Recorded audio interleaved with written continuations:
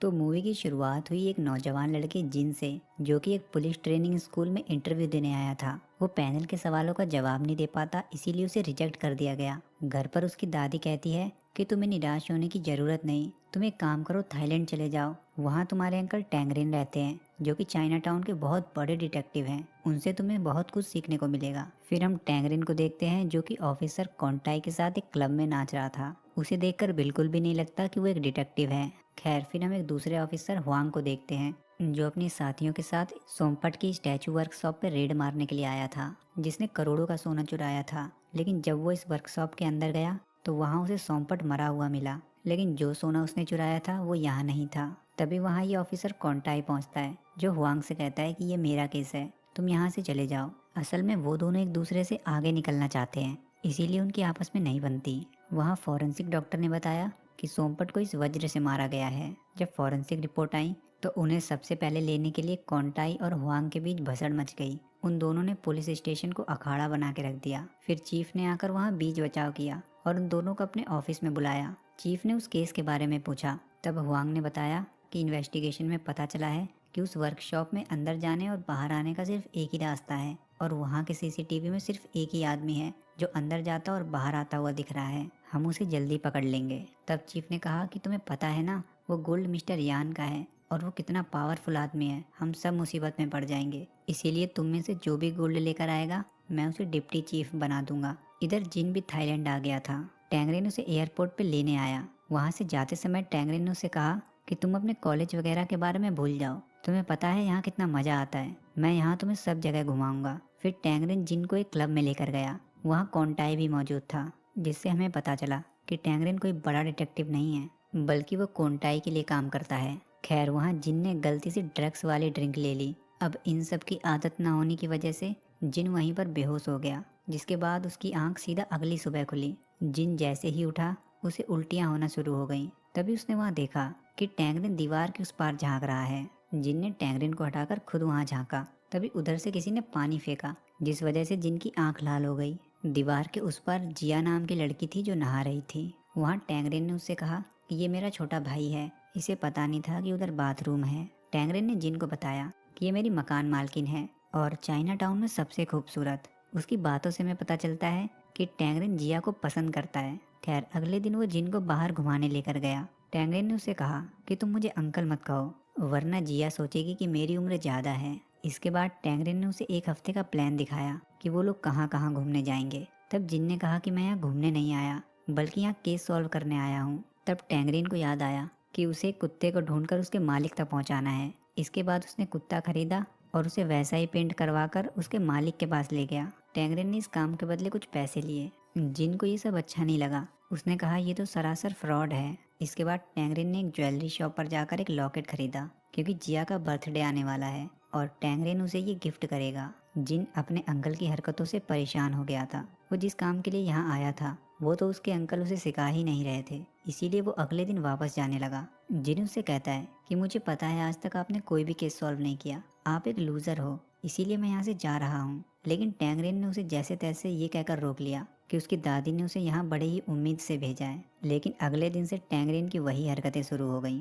जिया के बर्थडे वाले दिन उसे इम्प्रेस करने के लिए वो अपने फेस को चमकाने आया। फिर टैंगरिन ने जिन को कुछ खाने पीने का सामान लाने के लिए भेज दिया। तभी टैंगरिन के पास हुआंग का फोन आया। उसने कहा कि तुम्हें एक आदमी के मर्डर के जुर्म में गिरफ्तार किया जाता है, पुलिस ने तुम्हें चारों तरफ से घेर लिया है। फिर टैंगरिन ने जब अपने आसपास देखा तो सच में पुलिस वाले खड़े थे, इसीलिए वो बिना देरी के वहाँ से भागने लगा। वहाँ पर हुआंग टैंगरिन को पकड़ने ही वाला था कि तभी जिन ने आकर उसे गिरा दिया, जिससे उसकी नाक फूट गई और वो दोनों मौका देखकर वहाँ से भाग गए। वहाँ जिन ने उससे पूछा कि तुम्हारे पीछे पुलिस क्यों पड़ी है। टैंगरिन ने बताया कि वो कह रहे हैं मैंने किसी को मार दिया है, लेकिन मुझे खुद नहीं पता कि मैंने किसे मारा। इसके बाद पुलिस स्टेशन में कॉन्टाई हुआंग पर भड़क गया। उसने कहा कि तुम्हारी हिम्मत कैसे हुई मेरे आदमी को पकड़ने की, सभी लोग जानते हैं कि टैंगरिन मेरे लिए काम करता है, तुमने जरूर मुझे हराने के लिए टैंगरिन पर झूठा इल्जाम लगाया है। तब हुआंग ने बताया कि सोमपट ने वो सारा गोल्ड अपनी वर्कशॉप में रखा था। उस वर्कशॉप में जाने का सिर्फ एक ही रास्ता है,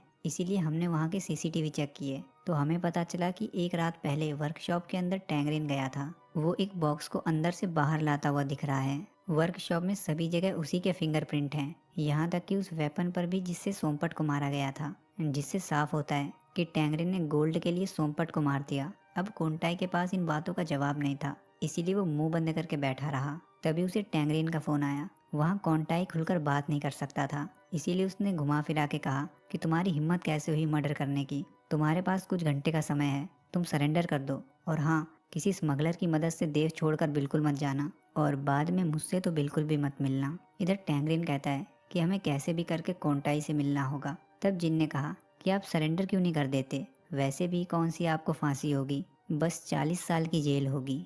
तब कोंटाई ने गुस्से से कहा कि मैंने खून नहीं किया, और हाँ, तुम ये तो बिल्कुल भी मत सोचना कि तुम टूरिस्ट हो तो बच जाओगे।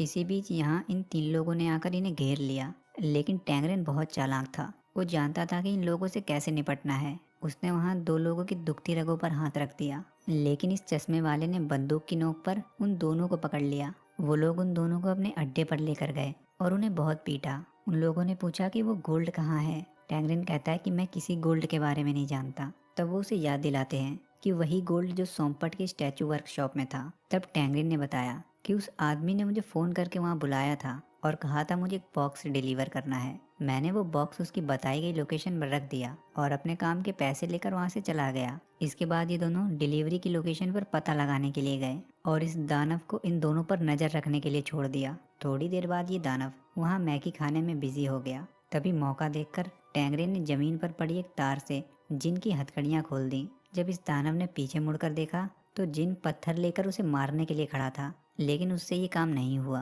तब वो दानव जिन को मारने लगा। इसी बीच टैंगरेन ने भी अपनी हथकड़ियाँ खोल ली। उसने एक बार फिर उसकी कमजोर कड़ी दबा दी, जिसके बाद तो वो दानव उठ भी नहीं पाया और मौका देखकर वो दोनों वहाँ से भाग गए। जिसके बाद उन दोनों ने देखा कि टीवी पर उनके मोस्ट वांटेड होने की खबर चल रही है। जिसके बाद वो भागकर सीधा जिया के पास गए। टैंगरेन ने उसे सबसे पहले बर्थडे विश किया और फिर वो नेकलेस गिफ्ट किया। टैंगरेन ने कहा कि मैंने मर्डर नहीं किया। वो जिया को समझा ही रहा था कि तभी डोरबेल बजी। गेट पर ये तीनों आए हुए थे। इन तीनों ने जिया से कहा कि वो टैंगरेन के पार्टनर्स हैं। जिसके बाद जिया ने उन्हें अंदर बुलाया। उसने कहा कि वो तीनों ऊपर ही हैं, तुम जाकर उनसे मिल सकते हो। ये सुनकर ये तीनों भी ऊपर चले गए। तभी फिर से डोरबेल बजी। इस बार कोंटाई था। कोंटाई जैसे ही अंदर आया, एक बार फिर से डोरबेल बजी। इस बार गेट पर हुआंग था, जिसे देखते ही कोंटाई भी ऊपर छुप गया। हुआंग जिया के लिए केक लेकर आया था। ऊपर जब कोंटाई छिपने की जगह ढूंढ रहा था, तभी उसे इस पर्दे के पीछे ये दानव दिखा, जिससे कोंटाई की चीख निकल गई। अब आवाज सुनकर हुआंग भी ऊपर जाने लगा। तब कोंटाई ने उस दानव को हटाया और खुद वहाँ छिप गया। इसीलिए हुआंग ने उस दानव को देख लिया। उसका दिल अभी टूटने ही वाला था कि तभी जिया ने कहा कि ये मेरा भाई है। जिसके बाद जिया ने उसे तुरंत घर से निकाल दिया और आकर देखा कि कोंटाई इन सब की खबर ले रहा है। ये तीनों कहते हैं कि हम टैंगरेन के पार्टनर हैं और इसी ने इस सोमपट को मारा है। पर बेचारा टैंगरेन कहता है कि मैं तो इन्हें जानता भी नहीं और मैंने कोई खून नहीं किया। इधर हुआंग को याद आया कि जिया ने जो नेकलेस पहना था वो टैंगरेन के पास भी था, इसीलिए वो दोबारा से अंदर गया। हुआंग की आवाज़ सुनते ही ये लोग छुपने के लिए इधर उधर भागने लगे। वहाँ सबको छुपने की जगह मिल गई, लेकिन ये चश्मिश रह गया। तभी हुआंग ने उसे देख लिया। जिया ने उससे फिर से कहा कि ये मेरा दूसरा भाई है। तभी वहाँ हुआंग की नज़र एक पर्दे के पीछे छुपे इस आदमी पर गई। वो सोचने लगा कि आखिर इस कमरे में कितने आदमी हैं, इसीलिए उसने पूरे कमरे की चेकिंग करवाई, जिससे उसे एक अलमारी में ये दानव और कोंटाई मिले। तब कोंटाई हैप्पी बर्थडे सॉन्ग गाने लगा ताकि हुआंग को लगे कि वो लोग जिया को बर्थडे सरप्राइज देने के लिए वहाँ छिपे थे। वहीं दूसरी अलमारी में जिन और टैंगरेन छिपे थे, लेकिन हुआंग के इस असिस्टेंट ने उसे नहीं बताया। ऐसा क्यों, हमें आगे पता चलेगा। इसके बाद हुआंग बेचारा अपना लटका हुआ मुंह लेकर वहाँ से चला गया। उसके वहाँ से जाने के बाद कोंटाई ने टैंगरेन से कहा कि ये आखिरी बार है कि जब मैं तुम्हारी मदद करूंगा। आज रात एक शिप कोरिया से रवाना होगी, तुम उसमें बैठकर ये देश छोड़कर चले जाओ। इसके बाद रात में ये दोनों शिप के आने का इंतजार कर रहे थे। तब जिन ने पूछा कि क्या आपने सच में खून नहीं किया। टैंगरेन ने कहा नहीं, मैंने नहीं किया, कितनी बार बताऊं। तब टैंगरेन ने कहा कि उस रात मुझे उस आदमी का फ़ोन आया। उसने मुझसे कहा कि मुझे सोमपट की वर्कशॉप से एक बॉक्स लेकर उसे एक बिल्डिंग में डिलीवर करना है। फिर जब मैं उसकी वर्कशॉप पहुंचा तो मैंने अपने काम के पैसे लिए और उस बॉक्स को लेकर निकल गया। मैंने उस बॉक्स को उस बिल्डिंग की पार्किंग में रख दिया जहाँ सिर्फ एक वैन खड़ी थी। मैं जब वर्कशॉप से निकला था तो सोमपट जिंदा था। अब ये सुनने के बाद जिन ने कहा लेकिन सबूतों के हिसाब से तो आप ही खूनी हो। जिन को इस केस में बहुत इंटरेस्ट आ रहा था, इसीलिए उसने टैंगरेन से पूछा क्यों ना हम दोनों मिलकर इस केस को सॉल्व करें। तब टैंगरेन ने उसे चिल्लाते हुए कहा कि तुम्हारा दिमाग तो खराब नहीं हो गया है, तुम हम दोनों की जिंदगी को खतरे में डाल दोगे। इसी बीच वहाँ वो शिप आ गई। टैंगरेन ने देखा कि उस शिप पर सिर्फ अफ्रीकन लोग बैठे हुए हैं, जिससे उसे पता चला कि वो शिप चाइना नहीं अफ्रीका जा रही है। इसीलिए वो शिप में नहीं बैठा। उसने कहा कि अफ्रीका में मरने से अच्छा है कि मैं यहाँ जेल चला जाऊँ। टैंगरेन के पास अब और कोई रास्ता नहीं था, इसीलिए वो जिन के साथ केस सॉल्व करने के लिए मान गया। इसके बाद टैंगरेन एक शॉप में घुसा और डिटेक्टिव जैसा दिखने के लिए कुछ कपड़े चुरा लिए। जिसके बाद वो दोनों उसी बिल्डिंग के पार्किंग में पहुंचे जहां टैंगरेन ने वो बॉक्स रखा था। वहां टैंगरेन एक डिवाइस का इस्तेमाल करता है। उसका मानना है कि उस डिवाइस के जरिए भगवान खुद उसे सच्चाई तक पहुंचाएंगे। तब जिन समझ गया कि इनसे तो कुछ नहीं होने वाला, जो करना है सिर्फ मुझे ही करना है। जिन को आसपास से वहां मछलियों की महक आ रही थी, जिससे उसे समझ आया कि उस वैन से मछलियों की सप्लाई की जाती होगी। इसीलिए वो आसपास के मच्छी मार्केट में जाकर उस वैन को ढूंढने लगा। वो पास के एक जंकयार्ड में भी गया, लेकिन वहाँ उसे कुछ पता नहीं चला। इसके बाद वो दोनों सोमपट की वर्कशॉप में गए और वहाँ छानबीन करने लगे। वहीं जिन एक कमरे में पहुंचा जहाँ के पूरे सामान पर सिर्फ धूल जमी थी। इसी बीच वहाँ कोई आ गया। तब ये दोनों तुरंत वहीं बेड के नीचे छिप गए। वो आदमी वहाँ गोल्ड ढूंढने के लिए आया था, इसीलिए जब उसे कुछ नहीं मिला तो वो वहाँ से चला गया। वहीं बेड के नीचे दीवार पर उसे कुछ निशान बने हुए दिखे, लेकिन वो ज्यादा कुछ समझ नहीं पाया। इसके बाद जब ये बाहर आए तब टैंगरेन ने पूछा वो आदमी कौन हो सकता है जो यहाँ आया था। तब जिन ने कहा कि उसकी बातों से ऐसा लगता है कि वो हुआंग का असिस्टेंट था। वो उन चोरों का ही एक साथी होगा। इसीलिए उस दिन जब हम अलमारी में छिपे थे तो उसने हमारे बारे में उसे नहीं बताया था। जिन कहता है कि हमें सबसे पहले उस आदमी को ढूंढना होगा जिसने तुम्हें फ़ोन करके यहाँ बुलाया था, और उसके लिए हमें यहाँ के सीसीटीवी चेक करने होंगे। अब सीसीटीवी पुलिस स्टेशन जाकर ही चेक किए जा सकते थे, इसीलिए वो दोनों मदद के लिए कोंटाई के पास गए। उन्हें वहाँ देखते ही कोंटाई भड़क गया कि ये लोग अभी भी थाईलैंड में हैं। वहाँ टैंगरेन ने कहा कि मुझे अब अपनी बेगुनाही साबित करनी है, इसीलिए मुझे तुम्हारी मदद चाहिए। तब कोंटाई ने कहा कि दिन में वहाँ बहुत सारे पुलिस वाले होंगे और रात में कंप्यूटर अपने आप बंद हो जाते हैं, इसीलिए चाहकर भी मैं सीसीटीवी तुम्हें नहीं दिखा सकता। तभी जिन को एक आइडिया आया। अगले दिन टैंगरेन सफाई कर्मचारी बनकर पुलिस स्टेशन पहुंचा। उसने वहां के रास्तों पर बहुत सारी कीलें और कंचे फैला दिए। अंदर जाकर वो सबको अपनी शक्ल दिखाने लगा, लेकिन कोई भी उसे नहीं पहचान रहा था, इसीलिए उसने खुद वहां हंगामा मचा दिया। तभी हुआंग ने उसे देखा और पहचान लिया। उसने तुरंत टैंगरेन को पकड़ने का ऑर्डर दिया, जिसके बाद सारे पुलिस वाले उसके पीछे पड़ गए। इसी भगदड़ में बेचारे हुआंग की एक बार फिर से नाक फूट गई।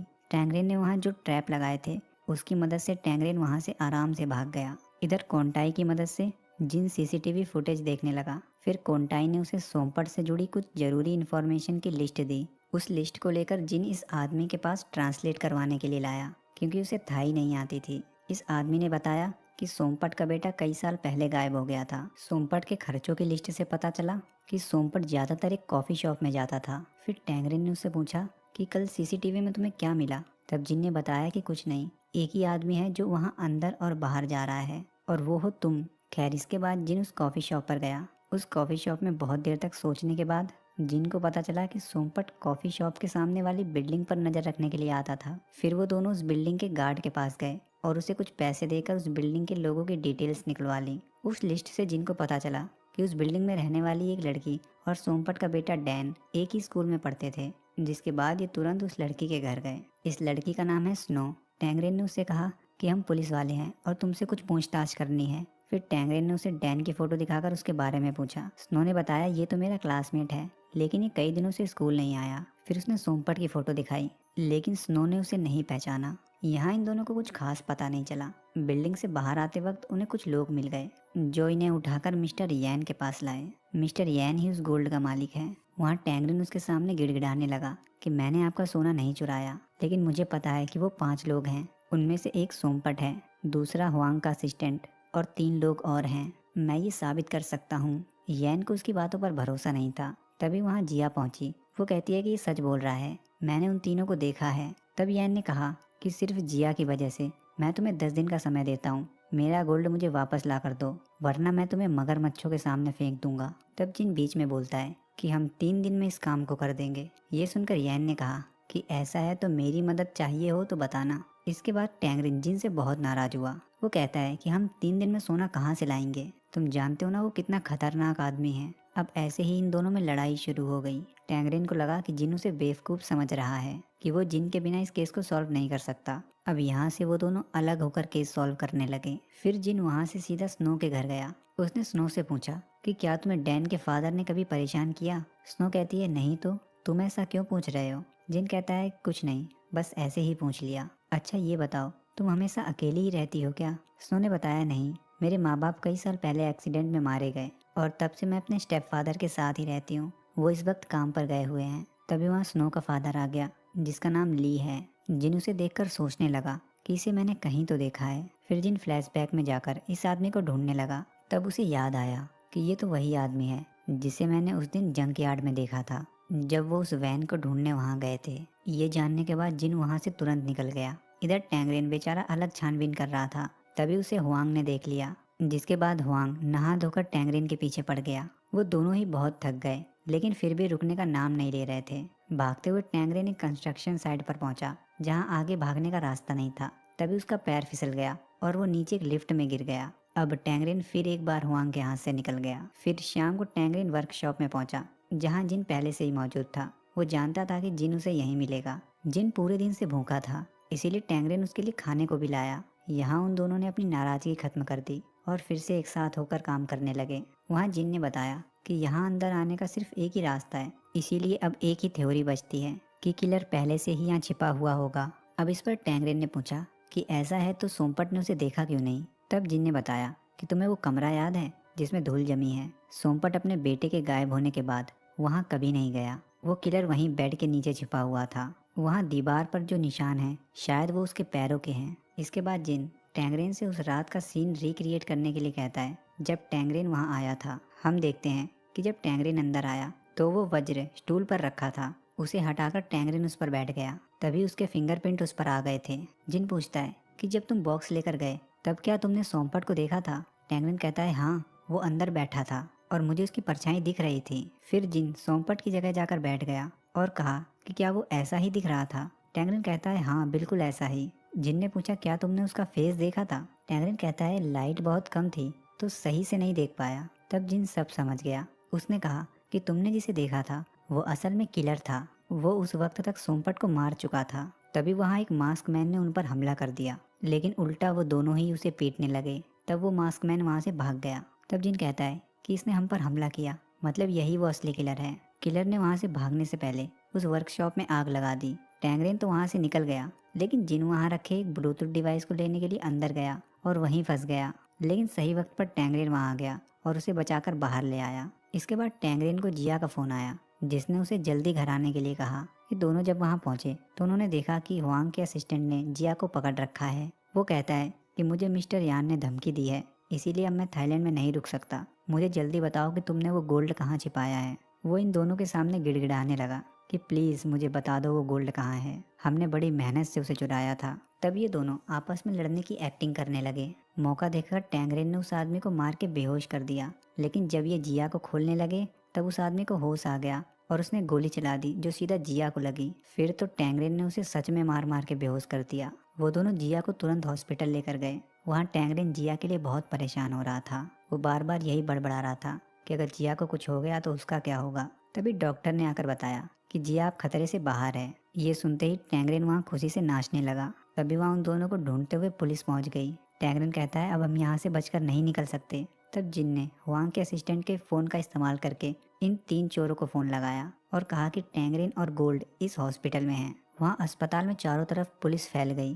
वो दोनों बाहर नहीं निकल पा रहे थे, इसीलिए वो एक मरीज के कमरे में जाकर छिप गए। टैंगरेन ने उस मरीज को देखकर सोचा कि शायद ये मर गया है। वो उसकी आंखें बंद करने लगा। तभी वो मरीज जोर से चिल्लाया। ये आवाज़ सुनकर हुआंग उस कमरे की तरफ बढ़ने लगा। इसी बीच ये तीनों चोर भी वहाँ पहुँच गए, जिन्हें हुआंग ने देख लिया। हुआंग ने जब उन्हें रोका तब ये तीनों पुलिस वालों पर गोलियां चलाने लगे। मौका देखकर जिन ने इलेक्ट्रिक बोर्ड पर पानी फेंक दिया, जिससे बिजली कट गई और अंधेरे का सहारा लेकर वो दोनों हॉस्पिटल से निकल गए। अब इसके बाद चीफ ने इन पुलिस वालों को बहुत सुनाया। उसने कहा कि तुम लोग टैंगरेन को पकड़ने के लिए पूरे थाईलैंड को उजाड़ दोगे। पिछली बार अपना ही पुलिस स्टेशन और इस बार एक हॉस्पिटल, ऐसा नहीं चलेगा। उसने कहा कि अगर कल तक तुमने टैंगरेन को नहीं पकड़ा तो मैं तुम सबकी छुट्टी कर दूंगा। इधर जिन को पता चला कि असली किलर स्नो का स्टेप फादर ली है। टैंगरेन कहता है, ऐसा तुम कैसे कह सकते हो? जिन बताता है कि वो उस जंकयार्ड में काम करता है जहां हम गए थे। उसके मालिक से पता चला कि उसने मर्डर वाले दिन से 1 हफ्ते पहले तक की छुट्टी ली थी।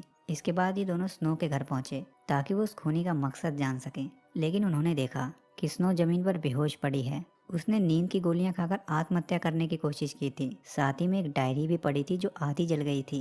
वो दोनों स्नो को तुरंत हॉस्पिटल लेकर गए। वहाँ डायरी पढ़कर जिनको पता चला कि आखिर मामला क्या है। तभी डॉक्टर ने बताया कि स्नो की हालत अब पहले से अच्छी है। फिर तभी पुलिस भी उन्हें वहाँ ढूंढते हुए पहुंच गई। भागते वक्त टैंगरेन एक ट्रॉली से टकरा गया, जिसे देखकर जिन अब सब समझ गया। उसने टैंगरेन से कहा कि जल्दी उस वर्कशॉप में चलो, हमारे पास ये आखिरी मौका है। टैंगरेन ने वहाँ एक आदमी की कार चुरा ली, लेकिन पुलिस ने उन्हें देख लिया, इसीलिए अब पूरी पुलिस फोर्स उनका पीछा करने लगी। अब उन दोनों का वहाँ से बचकर निकलना लगभग इम्पॉसिबल था, क्योंकि आगे पुलिस वालों ने रास्ता जाम किया हुआ था। टैंगरेन फिर भी गाड़ी स्लो नहीं करता और अपनी कार सीधा पुलिस वालों की कारों में ठोक दी। फिर वो दोनों कार से उतरकर भागने लगे, जिसके बाद वो दोनों एक शोरूम में खड़े रिक्शे को लेकर भागने लगे। पुलिस उन्हें किसी भी कीमत पर पकड़ना चाहती थी, इसीलिए उन्होंने उनका पीछा नहीं छोड़ा। जिसके बाद जिन ने यान को फोन करके मदद मांगी, इसीलिए देखते ही देखते सड़क पर बहुत सारे रिक्शे आ गए।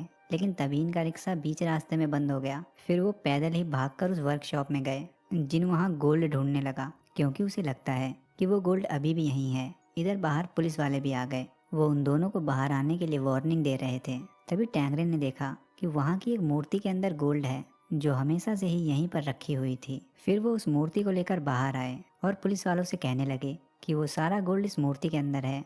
गोल्ड हमेशा से ही इस वर्कशॉप में था। सोमपट ने इसे मूर्ति में छिपाया था और वो अपने पार्टनर्स को बता पाता इससे पहले ही उसका खून हो गया। और उसके पार्टनर्स में से एक तुम्हारा असिस्टेंट है और बाकी के 3 लोग वो हैं जो तुम्हें हॉस्पिटल में मिले थे। वांग कहता है वो सब तो ठीक है, लेकिन खून तो तुम्ही ने ही किया है। तब जिन ने कहा कि हमने असली खूनी को भी ढूंढ लिया है। इसके बाद ये दोनों पुलिस के साथ इस हॉस्पिटल में आए। टैंगरेन ने ली की तरफ इशारा किया और कहा ये है असली खूनी। टैंगरेन ने सबको बताया कि ली जानता था सीसीटीवी की फुटेज 1 हफ्ते में डिलीट हो जाती है, इसीलिए वो 1 हफ्ते पहले ही उस वर्कशॉप में जाकर छिप गया, इसीलिए वो हमें सीसीटीवी में नहीं दिखा। फिर उसने सोमपट को मारकर वहीं बिठा दिया और लाइट की जगह एक मोमबत्ती जला दी ताकि मैं उसे ना देख पाऊँ। लेकिन हमें ये समझ नहीं आ रहा था कि खूनी क्राइम सीन से बाहर कैसे गया। तब हॉस्पिटल में एक ट्रॉली से टकराने के बाद मुझे समझ आया कि जिस बॉक्स को उसने डिलीवर करने के लिए कहा था, उसमें वो खुद बैठा था और अंदर उसने एक ब्लूटूथ स्पीकर चला दिया, जिससे मुझे लगे कि वो अंदर जाकर काम कर रहा है। लेकिन मैंने जिसकी परछाई देखी वो सोमपट की डेड बॉडी थी और असली खूनी इस बॉक्स में बैठकर मेरे साथ बाहर आ गया। यहाँ मुझे ये तो कहना पड़ेगा कि भाई ने प्लानिंग तो बहुत अच्छी की थी, लेकिन उसने एक गलती कर दी। उसने मुझसे यानी चाइना टाउन के नंबर 1 डिटेक्टिव से पंगा ले लिया। फिर वहाँ हुआंग ने पूछा कि जब सोना वर्कशॉप में ही था तो सोमपट को मारने का मकसद क्या था। तब टैंगरेन ने कहा कि उसका मकसद हमें इस डायरी से पता चलेगा। सोमपट के बेटे डैन के गायब होने के बाद सोमपट स्नो पर नजर रखने लगा। वो उसे गलत तरीके से घूरता था और हद तो तब हो गई जब उसने एक दिन स्नो को अपने घर बुलाया और उसका रेप किया। स्नो बहुत डर गई थी, इसीलिए उसने किसी को नहीं बताया। उसने ये सब अपनी डायरी में लिखा, लेकिन एक दिन उसके पापा ने ये डायरी पढ़ ली और सोमपट को मारने का प्लान बनाया। तब ली कहता है कि चलो मान लिया कि मैंने ये डायरी पढ़ ली, तो तुम्हारे पास क्या सबूत है कि मैंने ही सोमपट को मारा है। तब जिन ने उस ब्लूटूथ स्पीकर को दिखाया और कहा कि ये उस किलर के फ़ोन से कनेक्ट था। तुम अपना फ़ोन निकालो, अगर तुम खूनी हो तो ये तुम्हारे फ़ोन से अपने आप कनेक्ट हो जाएगा। ये जानने के बाद ली समझ गया कि वो फंस चुका है। स्नो ने उससे पूछा कि पापा क्या आपने सच में ऐसा किया है। तब ली ने कहा कि मुझे इस बात का जरा सा भी अफसोस नहीं है। ये कहकर ली उस बिल्डिंग से कूद गया। वो सीधा कोंटाई की कार पर जाकर गिरा और उसकी मौत हो गई। इसके बाद चीफ ने ऐलान किया कि अगला डिप्टी चीफ कोंटाई होगा, क्योंकि उसने भागते हुए किलर का एनकाउंटर कर दिया। अब केस सॉल्व होने के बाद जिन अपने घर के लिए जा रहा होता है, लेकिन एयरपोर्ट पे उसे पता चलता है कि उसकी टिकट कैंसिल हो गई और इसीलिए वो अगले 7 दिनों तक अपने घर नहीं जा सकता। तब टैंगरेन ने खुश होकर कहा कि घर क्यों जाना है, तुम यहीं रहकर केस सॉल्व करो। जिसके